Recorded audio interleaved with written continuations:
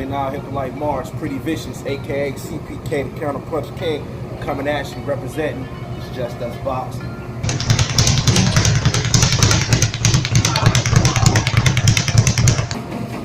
The foundation of boxing is built off the jab.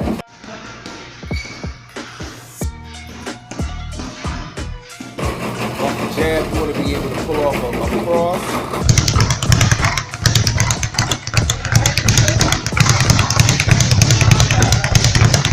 You want to be able to come back with a hook.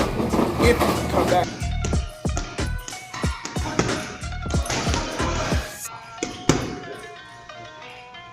With the hook.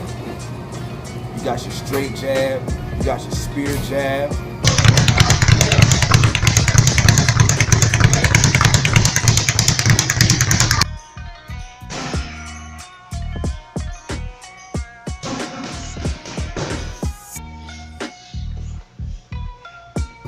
You got your hook cross, roll, get out of the way. All these things you want perfected in training camp.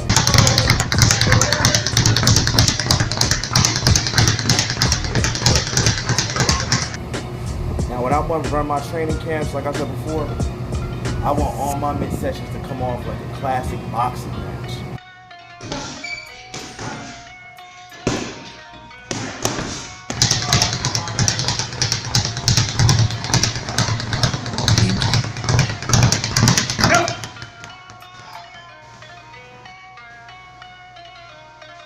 I got together with my boy Biggs. Biggs is from New York. Biggs told me he had a boxing background and he wanted to get down in camp. And I'm a kind of guy who, I respect manpower. So I said, okay. I let him know the rundown, let him know there's no crying, no complaining in camp.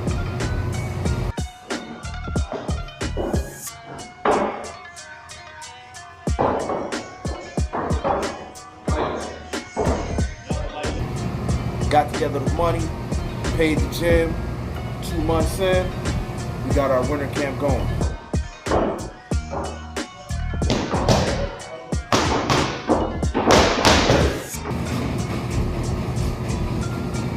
You know, in boxing, it's not no weight class. I mean, it's not about muscles. So even if you're a little bit overweight, the skills is down pat, you're gonna be able to box.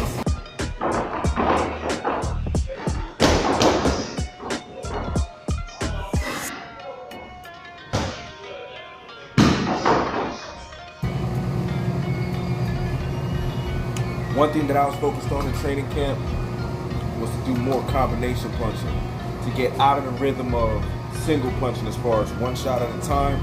In boxing, we call that pot shotting. We wanted to get out of the rhythm of pot shotting and more into the rhythm of old school classic boxing, where you jab a guy and use the ring, be a general in the ring, cut off the ring, maneuver the ring, learn the ring as if it was a battlefield.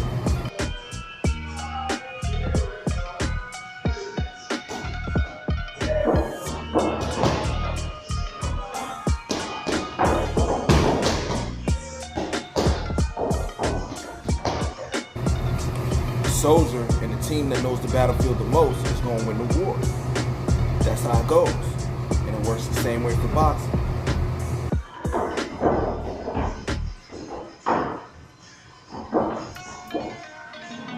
Ninja.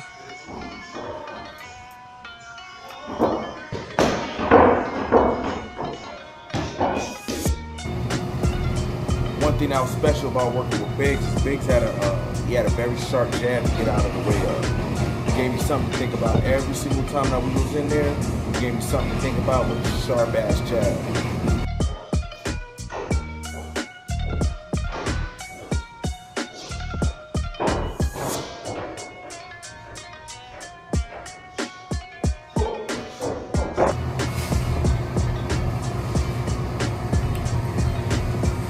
There's a few guys that I got down for training camp.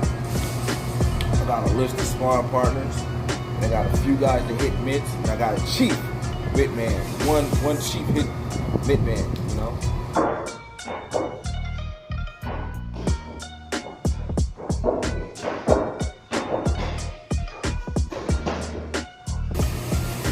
One fight I love to watch is James Tony versus Mike McCullough.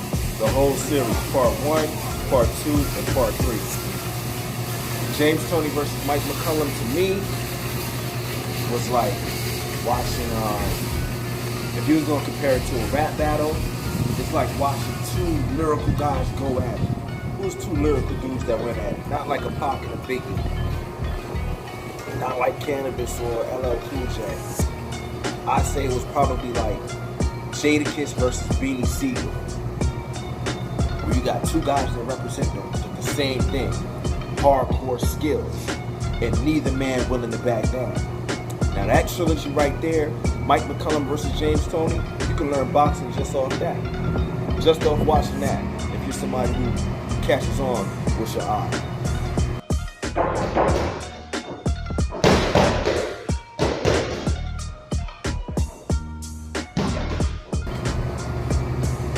Few key things that you can learn in that fight. How to turn a guy after landing your punch. How to come back with the counter shot and then still slip the other guy's punch coming in. These guys who employ old school tactics. Footwork, moving from the left to the right, reversing it. James Toney versus Mike McCollum, that trilogy, you can learn boxing just off that.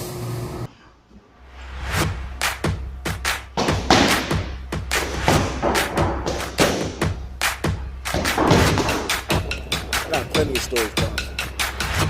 I remember my first time in the boxing gym. The first time in the boxing gym was over at Sunrise Carter Park, down Sunrise in South Florida.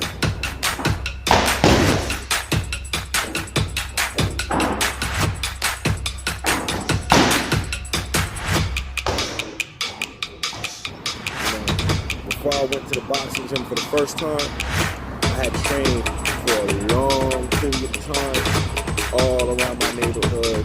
I had all the equipment, like I told you, in summer camp, in my mother's garage. And I had all these different guys over, different martial artists over. I have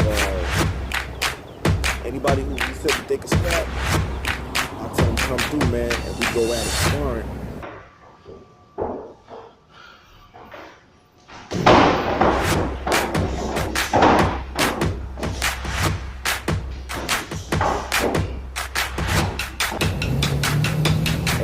That's probably like a good year, and then I went to the boxing gym. Now, when I went to the boxing gym, they had an ESPN fighter in there who was the coach. I won't say his name.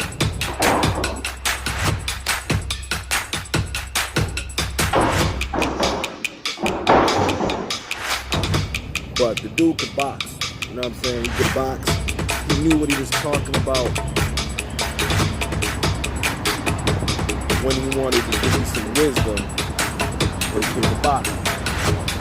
One thing I respect about the man, if he saw you doing some sloppy boxing, he'll come through and he'll fix that. He'll be like, hey man, what you doing? You need to do it this way, and he'll show you physically what you need to do. And you'll be like, all right, this guy right here, he can move.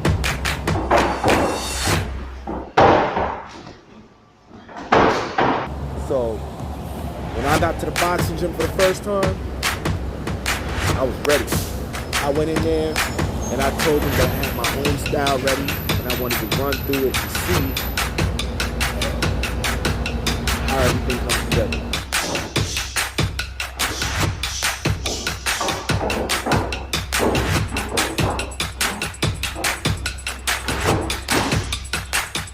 I basically went in there and told them, hey man, I got my own style, I got my own way of doing things, I got a lot of skills and I'm ready to show it to you. I'm ready right now to go just the way that I am. And he was like, oh, okay, you're one of those guys. Alright, I got you.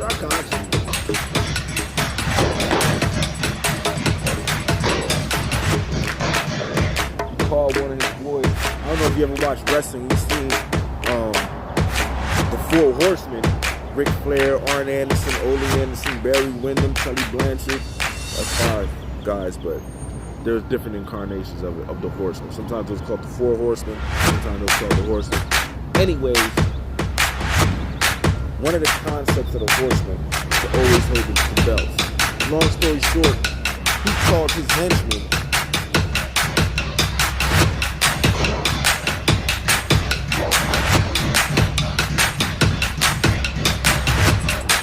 call this guys on my own. Go in there. This guy you say you can do it, you can say you can do that. Let's see.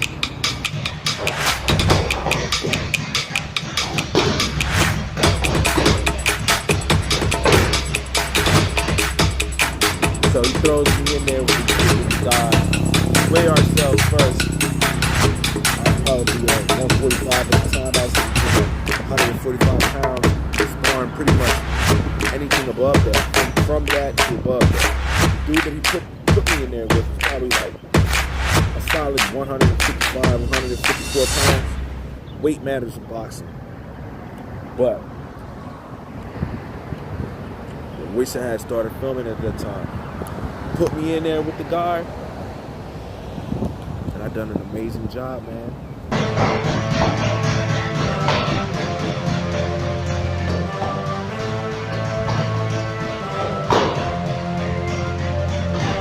I evaded the majority of the punches that came at me, and I was landing two of my punches.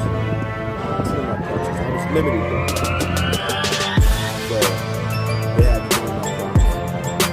Coach noticed me and said, okay.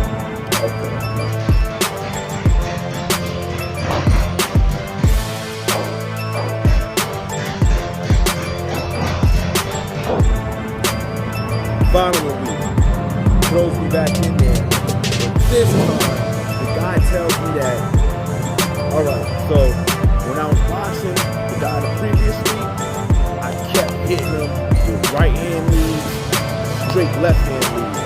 Kept doing it, and then I would just do all my, you know what I'm saying? So, pretty vicious, do all my defense, and then the dude was vicious. I catch it right in the middle of the thing. This time, the coach threw me off and said, hey, that punch is throwing, if you throw that with the amateurs, they're going to scatter that. I was like, word.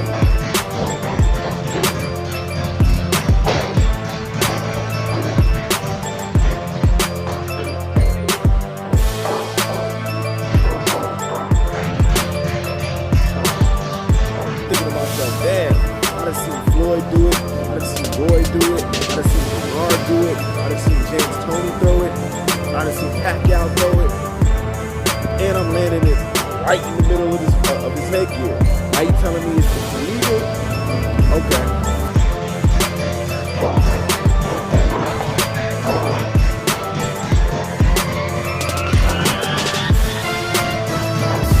I want to get in good control, so I go along with it. Now, when I get in there, I throw one of my punches at my opponent. Miss. Woo! I was in trouble from that point.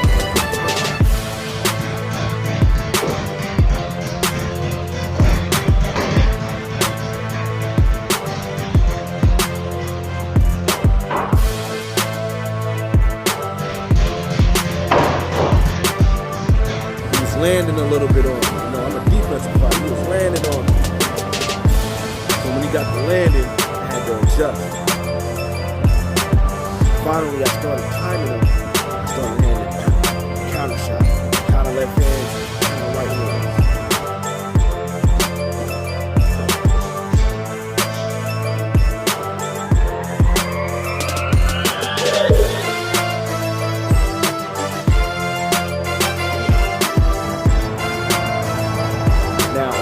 That, we're going on a back-to-back board. And the coach comes out, hey man, you fun for your life, man. Right at that moment, BOM! Hit him with a straight right hand lead. Catch him with another left hand lead. BOM! Another right hand lead.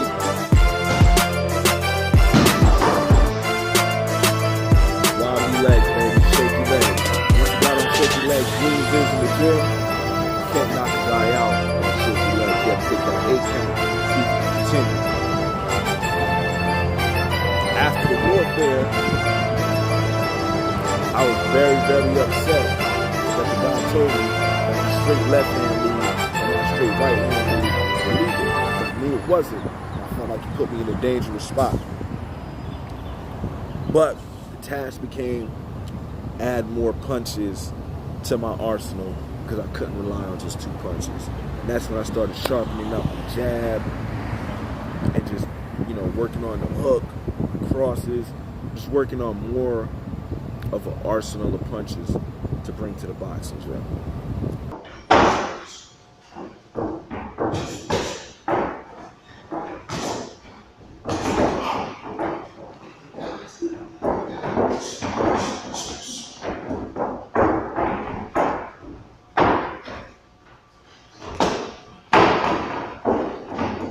I always loved defensive boxing. That defensive boxing is something magical to me. When I'm watching old school guys like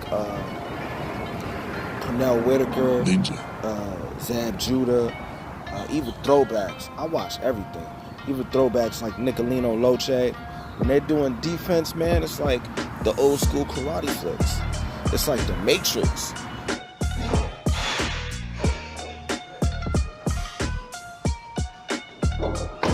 You know, that kind of movement, evading an attack that's coming in. You know what I mean? That's one of the coolest things in the world to me, especially the people that was able to do it relaxed.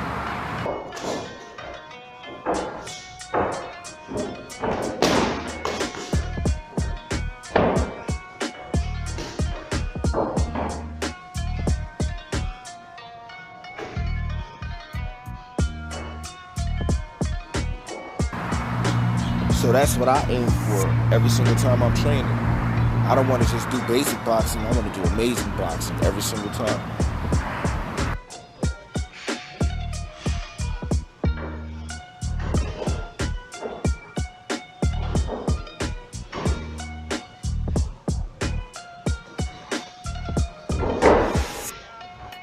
I don't want to just land any punch, I want to land perfect punch.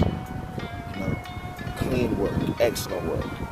That's why I feel like my boxing is a show. If we training with me and my guys are doing mitts and it's just us boxing, it's like a matchup. It's like an old school classic matchup that you get.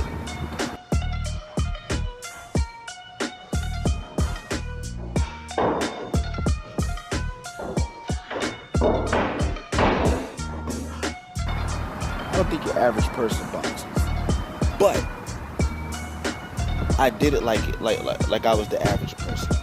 You know what I mean? It wasn't. I wasn't taking no supplements. I didn't need no help. I was eating regular shit. You know, eggs, potatoes, rest for a little bit, and then hit the gym. Off a good diet and enthusiasm, I was boxing, and it was enough. And I was knocking guys out with headgear on. You know, that's when I really started taking boxing even more serious.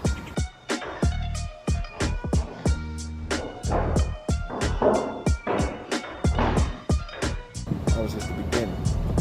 And that's when I started to film everything, because I felt like it wasn't no coach that I could trust.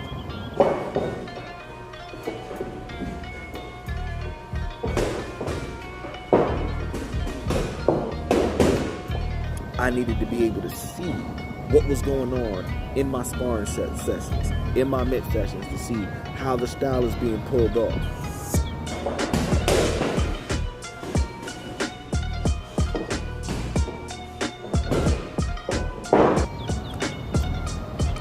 You know, I took a little piece from a lot of the guys that I like to put my style together. And I felt like I got a fun style for the world to see.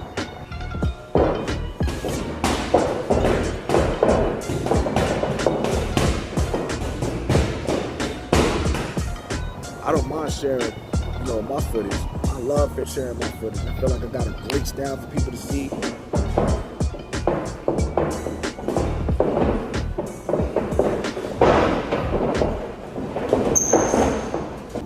Agile, fast, I got great timing, and I got surprising counter punches with knockout power.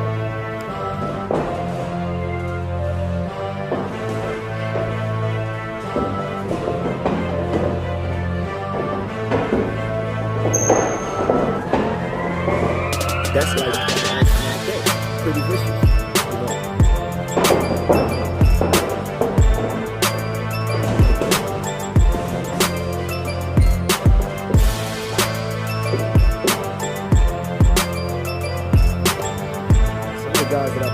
with my style.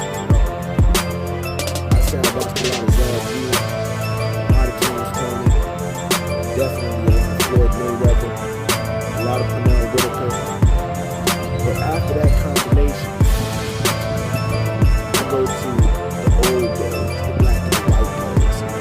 When you get your Jersey Joe Walcots, your Willie Pets, your Nicolino Loches, Archie Moores. And I got all that in the gumbo pot.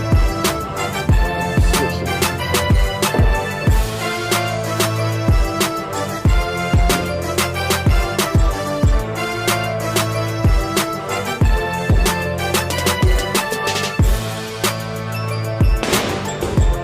I took a series before I jumped in the ring.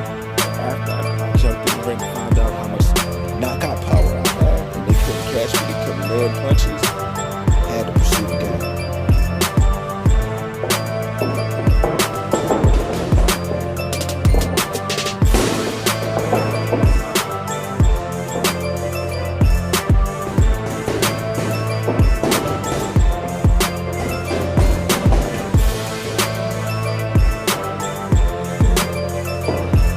Boss all boss, I was booking everything as on the music side.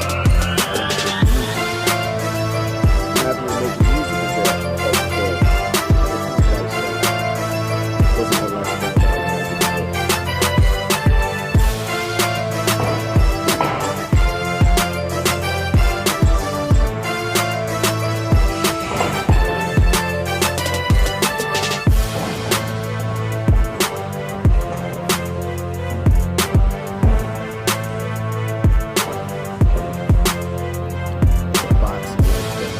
And there was, good examples of Lamar Hopkins, Roy Jones, James Tony.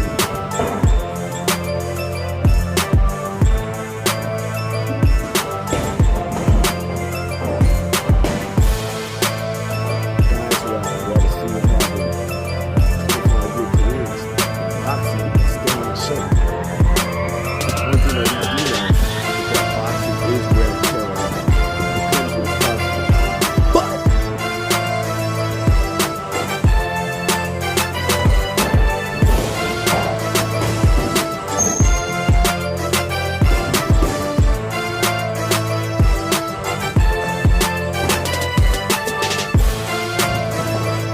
if you're a defensive fighter, you're minimizing the other guy's offense.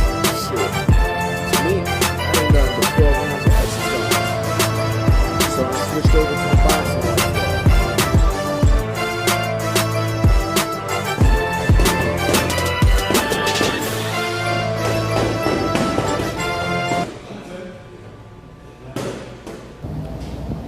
It's time for the world to know that my shit is hot. And this is how you do old school boxing. Now Hippolyte Mars, Pretty Vicious, CPK. I'm an old school boxer with new school tricks. Switch it.